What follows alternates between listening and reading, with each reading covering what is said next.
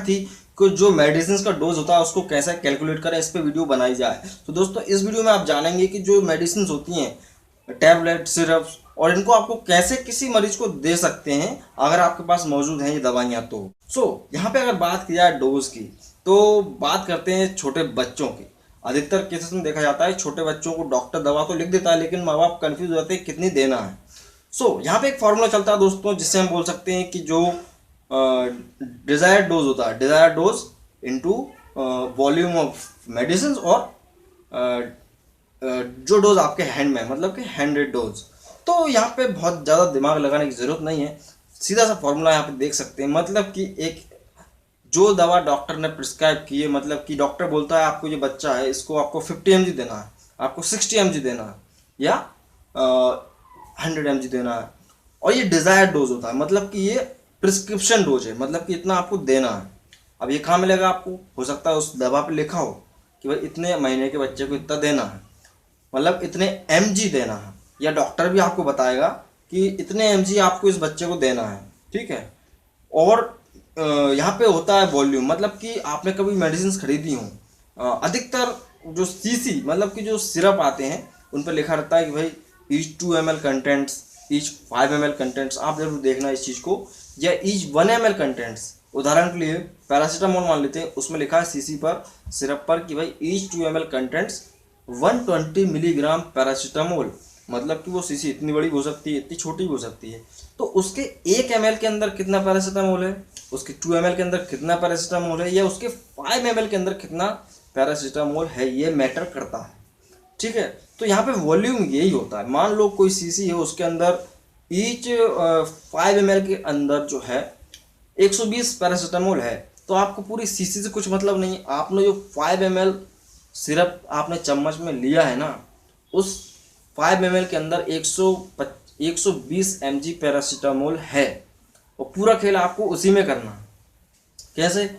और यहाँ पे एक चीज़ है कि divided by doses in handle, ठीक है। तो जो डोज है हैंड में, आपके डोज है वो है 120 mg, मतलब जो दवा आपने 5 ml आपने ले ली चम्मच में, तो उस जो 5 ml है वो है वॉल्यूम ऑफ मेडिसिन, और जो उसके अंदर पैरासीटामोल है 120 mg वो है डोज इन हैंड, मतलब कि उसको आप ये समझ सकते हैं इतना डोज आपके हाथ में है।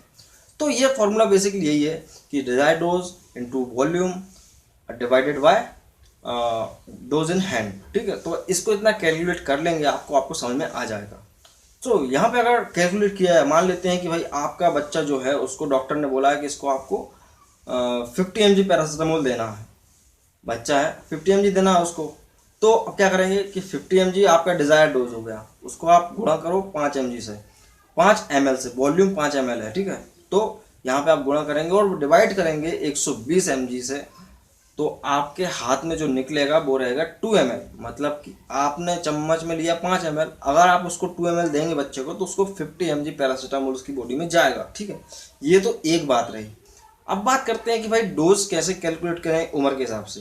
क्या होता है बेसिकली दोस्तों कि अधिकतर जो 6 महीने से कम के बच्चे होते हैं, जो बहुत छोटे होते हैं, 6 महीने से कम का बच्चा 3 किलो का हो सकता है, 4 किलो का हो सकता है, 5 किलो का हो सकता है, ज़्यादा से ज़्यादा 6 किलो का हो सकता है।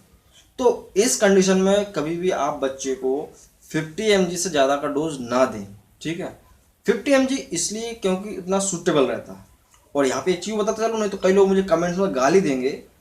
क्या होता है दोस्तों कि हर ड्रग का एक डोज फिक्स होता है कि भाई आपको ये दवा इतनी देनी है, इससे ज़्यादा नहीं देनी है।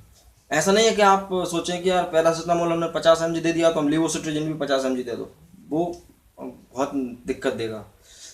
बस यही है कि भाई हर दवा का अलग एक डोज फिक्स होता है, और उस दवा का कितना डोज आपको देना है ये भी मैं अपनी आने वाली वीडियोस में बताऊंगा। उसमें कुछ फॉर्मूलेस लगते हैं, जैसे कि आप देख सकते हैं यहाँ पे यंग फार्मूला होता है, चौकिन फार्मूला होता है, क्लार्क फार्मूला होता है, बहुत सारे तरह तरह के, बहुत डीपली वीडियो हो जाएगा उसमें, अपन कभी नेक्स्ट टाइम देखेंगे। यहाँ पे एक्चुअल में यही होता है कि जो दवा आप दे रहे हो ना उसका एक फिक्स है कि भाई इतना आपको देना है।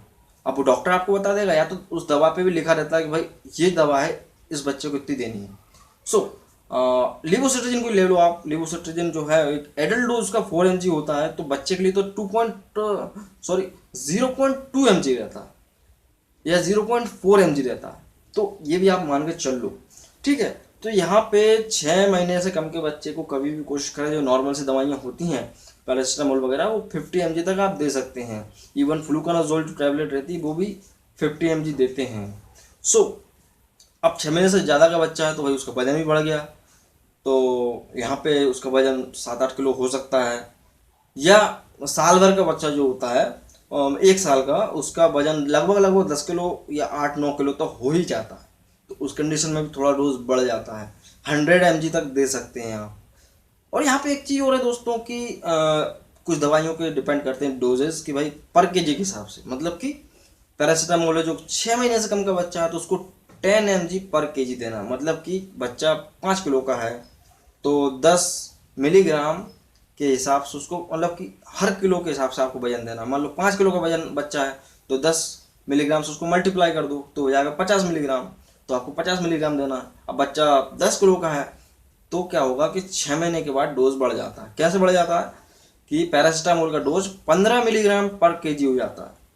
15 मिलीग्राम पर केजी को अगर आप डिवाइड करोगे 10 किलो से तो लगभग 150 मिलीग्राम निकलेगा, और ये टैबलेट फॉर्म में आप दे सकते हैं। और सिरप का मैंने आपको बता ही दिया दोस्तों कि आपको कंटेंट्स देखना है कि भाई कितने ml में कितना पैरासीटामोल है, या कोई भी ड्रग हो कितने ml में कितना है।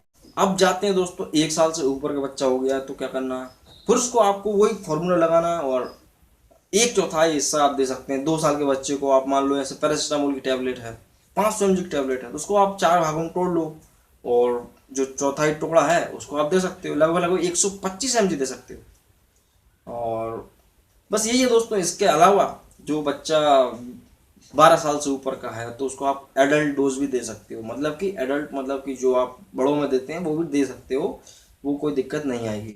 यहाँ पे दोस्तों एक चीज़ हमेशा ये ध्यान में रखें कि जो छोटे बच्चे होते हैं उनके लिए डिस्पर्सिबल टैबलेट्स आती हैं और ड्रॉप्स आते हैं। डिस्पर्सिबल टैबलेट तो मतलब कि जो पानी में घुलनशील होती हैं, मान लो कोई टैबलेट है उसके अंदर 0.4 mg लिवोसिट्रिजिन है और आपको देना 6 महीने से कम के बच्चे को, तो आपको उसको आधा देना होगा, क्योंकि वो 6 महीने से ऊपर के बच्चों के लिए आप 0.4 mg दे सकते हो, तो उसको टैबलेट को आधा तोड़ लो तो वो आधा डोज हो जाएगा, ठीक है।